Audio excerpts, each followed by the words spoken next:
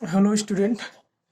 पिछले कुछ दिनों से हम लोग वीडियो नहीं बना पा रहे हैं, तो इसके लिए अब आज से आप लोग का डेली वीडियो बनेगा। तो आज का हमारा टॉपिक ये है कि आपके एग्जाम्स में बहुत सारे क्वेश्चंस बनते हैं इस पे। ये जैसे मान लीजिए कि अगर कोई दो चार्ज हो, एक प्लस चार्ज है, दूसरा मान लीजिए माइनस, और दूसरा भी क्या है कि पॉजिटिव चार्ज है।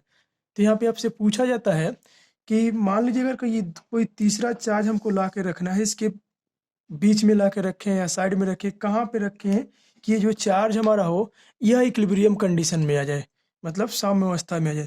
तो जैसे मान लीजिए कि आपके पास क्या हो कि प्लस क्यू चार्ज ही हो। अभी यहाँ पे देखिए कि प्लस क्यू चार्ज को अगर हम यहाँ पे प्लेस करेंगे तो अब हम लोग को पता है कि मान लीजिए कि यह पॉइंट ए होता है और यह मान लीजिए पॉइंट बी है।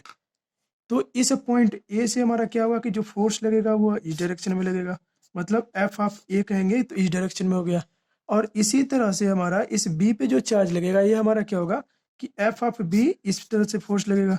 तो हमको ये दिख रहा है कि जब ये हमारे अगर कोई दो समान चार्ज है, जैसे प्लस क्यू चार्ज लिया, प्लस क्यू चार्ज यहाँ पे लिया, तो इनके बीच में अगर कोई तीसरा चार्ज रखेंगे तो यह इक्विलिब्रियम में आ सकता है, इक्विलिब्रियम हमको मिल सकता है।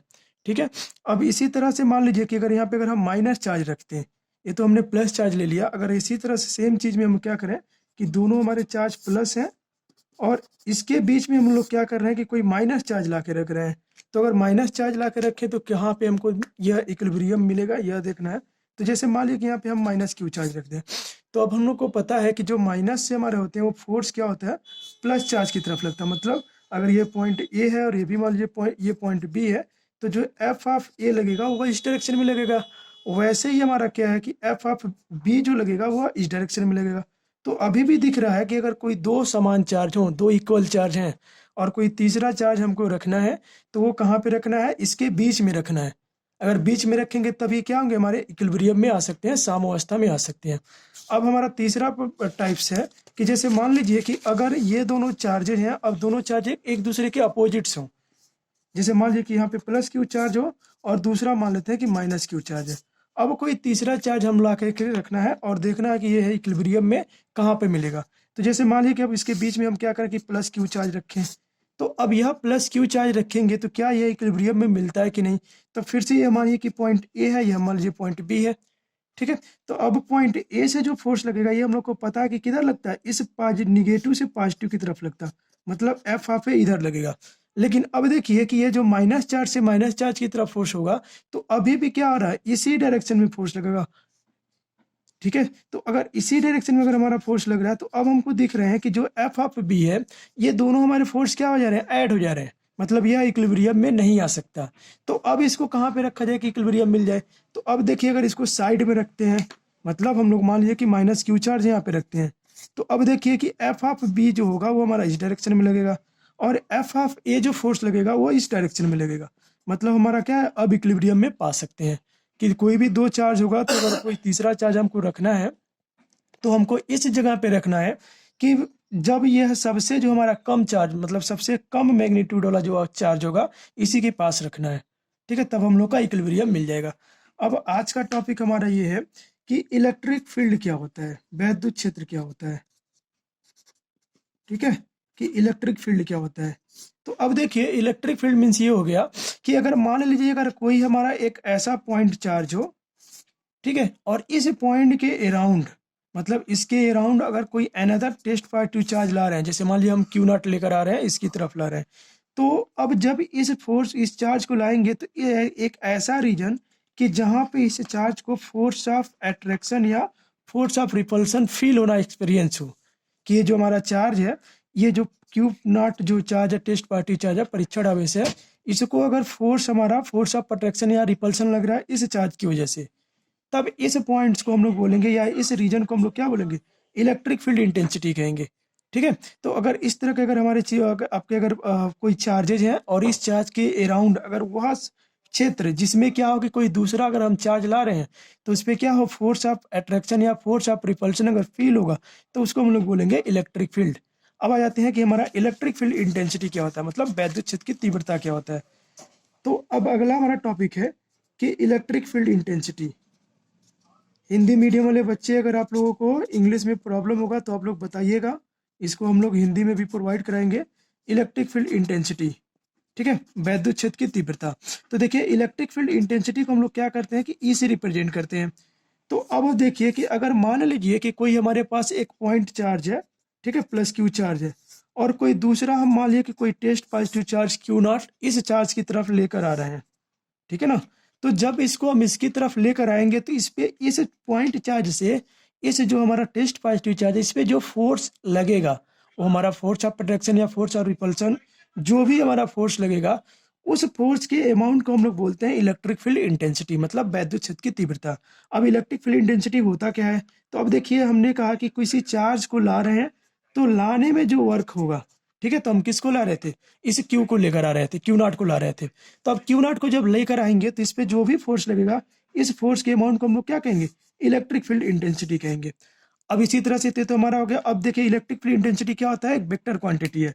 तो अब अगर वेक्टर क्वांटिटी तब यहाँ पे हम क्या कर सकते हैं, इसको एक वेक्टर फॉर्म में लिख सकते हैं। तो ये हमारा हो गया ई वेक्टर एफ वेक्टर, ठीक है। अब इसी तरह से अब इसका क्या करना है, हमको unit and dimension find out करना, किसका, इस इलेक्ट्रिक फील्ड इंटेंसिटी का। तो अब देखिए जो ये हमारा ई है, तो एफ तो हमारा फोर्स हो गया, तो फोर्स का जो यूनिट होता है वो न्यूटन होता, ठीक है। तो ये हमारा फोर्स का यूनिट हो गया न्यूटन, और यह चार्ज है, तो चार्ज का यूनिट क्या होता है, चार्ज का यूनिट हमारा कूलम्ब होता है।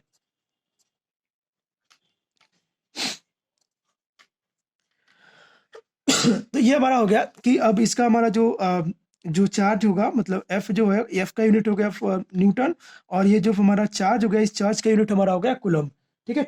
तो अब इसको हम लोग लिख सकते हैं कि ये हमारा जो इलेक्ट्रिक फील्ड इंटेंसिटी है, इस इलेक्ट्रिक फील्ड इंटेंसिटी का डायमेंशंस क्या होगा, मतलब जो अगर हम लोग अगर इसका डायमेंशन अगर फाइंड आउट करना चाहें तो इसका डायमेंशंस क्या होगा, ठीक है। तो अगर इसके अगर हम डायमेंशंस को निकालें तो अब इसको शॉर्ट फॉर्म में ये भी लिख सकते हैं कि न्यूटन पर कूलम्ब, ठीक है। अब इसका हमको डायमेंशन निकालना है, इसका बीमा निकालना है। तो अब देखिए हम लोगों ने पढ़ा है कि एफ का जो डायमेंशन मतलब डायमेंशन ऑफ ई, मतलब हमको क्या करना है, ई की बीमा लिखना है। तो डायमेंशन ऑफ ई के लिए हम लोग क्या करेंगे, पहले फोर्स का बीमा लिखेंगे। तो फोर्स का डायमेंशन क्या होता है, तो फोर्स का डायमेंशन हमारा होता है कि एम एल टी पे पावर -2, और इसका चार्ज है तो चार्ज के लिए हम लोग क्या कहते हैं, ए टी कहते हैं।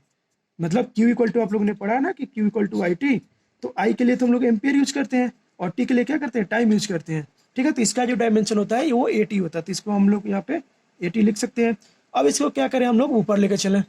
तो अब देखिए जब इसको हम लोग ऊपर लेके जाएंगे तो क्या हो जाएगा कि ये हमारा एम एल टी पे पावर, यहाँ देखिए टी हमारा ऊपर से मतलब नीचे से ऊपर जाएगा तो टी टू द पावर -1 होगा, और पहले से -2 है तो टी पे पावर -3, ए पे पावर -1।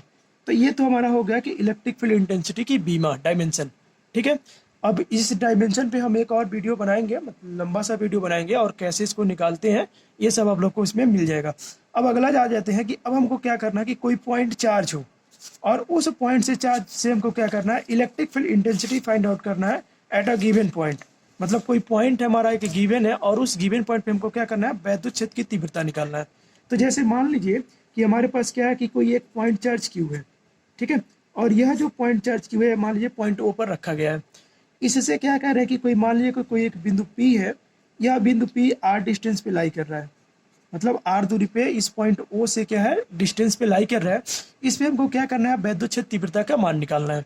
तो अब देखिए हम लोगों ने मान लीजिए कि यहाँ पे पी पे हमारा जो चार्ज है वो क्यू नॉट चार्ज है, ठीक है। तो अब इसमें हमको क्या करना है, electric field intensity find out करना है, वैद्युत क्षेत्र की तीव्रता निकालनी है कि यहाँ पे इसका वैद्युत क्षेत्र तीव्रता कितना होगा। तो अब देखिए हम लोगों ने पढ़ा हुआ है कि अगर कोई चार्ज है और ये दोनों चार्ज क्या है, आर डिस्टेंस पे सेपरेटेड है, तो हम लोगों ने पढ़ा है भाई कूलम्ब्स लॉ कि इस पे क्या होगा, एक कूलम्बियन फोर्स लगेगा, एक कूलम्ब्स लॉ का एक इस पे फोर्स लगेगा। तो वह कूलम्ब्स लॉ का फोर्स लगा, तो एफ इक्वल टू हम लोगों ने क्या पढ़ा है कि F equal to 1/4 pi epsilon naught के times Q naught by R square, ठीक है। अब यह मान लीजिए क्या हो, ये डिस्टेंस मान लीजिए कि हमारा इक्वेशन 1 है। अभी हम लोगों ने कुछ देर पहले पढ़ा कि इलेक्ट्रिक फील्ड इंटेंसिटी जो होता है, तो गिवन चार्ज पर एक हमारा इलेक्ट्रिक फील्ड इंटेंसिटी लगता है, मतलब फोर्स कितना लगता है। तो फोर्स अभी हम लोगों ने पढ़ा कि या ई इक्वल टू भी हम लोगों ने पढ़ा था कि क्या एफ बाई क्यू नॉट, यह मान लीजिए इक्वेशन 2 हो। अब हम क्या करते हैं, इक्वेशन 2 से इस एफ का वैल्यू ला के इसमें पुट करते हैं। तो जब इसमें अगर हम वैल्यू ला के पुट कर लेंगे तो अब देखिए क्या हो जाएगा। तो अभी हमारा हो गया 1/4 पाई एप्सिलॉन नॉट के times Q naught upon R square Q naught, क्योंकि क्यू नॉट एक पहले से ही है। तो अब देखिए इस क्यू नॉट से क्यू नॉट ये कैंसिल हो जाएगा। अब जब क्यू नॉट से क्यू नॉट कैंसिल हो जाएगा तो अब हम लोग क्या लिख सकते हैं कि E equal to 1/4 pi epsilon naught के times Q by R square. तो ये तो हमारा होगा electric field intensity at a given point, मतलब कोई पॉइंट है जो आर डिस्टेंस पे लाई कर रहा है, तो इस पॉइंट पी पे जो हमारा इलेक्ट्रिक फील्ड इंटेंसिटी वो कितना होगा, वो ई इक्वल टू होगा 1/4πε0 के times Q1 Q R square. ठीक है, ये मान लीजिए हमारा क्या हो, इक्वेशन थर्ड हो। अब देखिए कि यहाँ पे एक स्पेशल कंडीशन मिल रहा है कि जो हमारा यह ई है यह डिपेंड्स कर रहा है किस पे, तो हमको दिख रहा है कि अब हम लोग अगर इसको सॉल्व करें तो हम लोग लिख सकते हैं क्लियरली, ये हम लोग को ये दिख रहा था कि जो F इक्वल टू अभी हम लोगों ने निकाला था कि E इक्वल टू 1/4πε0 के टाइम्स Q/r स्क्वायर।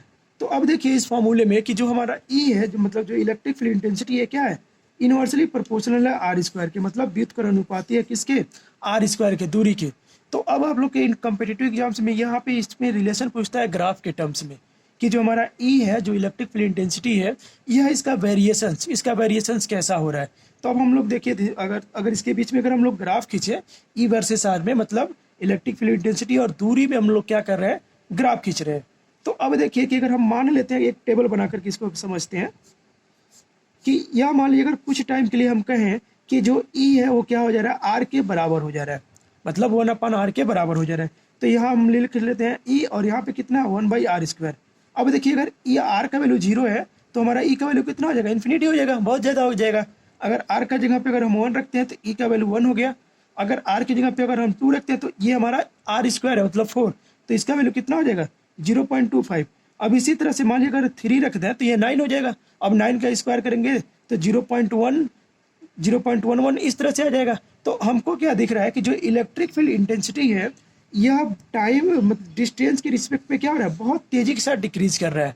अगर ये मान लीजिए कि ये हमारा क्या है, ये इलेक्ट्रिक फील्ड इंटेंसिटी एक्सिस है, ठीक है, ये हमारा क्या है, इलेक्ट्रिक फील्ड इंटेंसिटी एक्सिस है, और ये क्या है, ये डिस्टेंस एक्सिस है। तो अब देखिए कि पहले हमारा क्या था, मैक्सिमम मिनिमम डिस्टेंस पे मैक्सिमम इलेक्ट्रिक फील्ड इंटेंसिटी था, मतलब पहले राइज कर रहा था, फिर इसके बाद क्या हो गया, डिक्रीज कर गया। तो ये जो कर्व्स है इसको हम लोग बोलते हैं, ये इनवर्स स्क्वायर लॉ को फॉलो कर रहा है, और ये इलेक्ट्रिक फील्ड इंटेंसिटी और आर में हमारा क्या है, ये ग्राफ है। ठीक है, तो ये आपके कम्पिटिटिव एग्जाम से भी पूछे जाते हैं।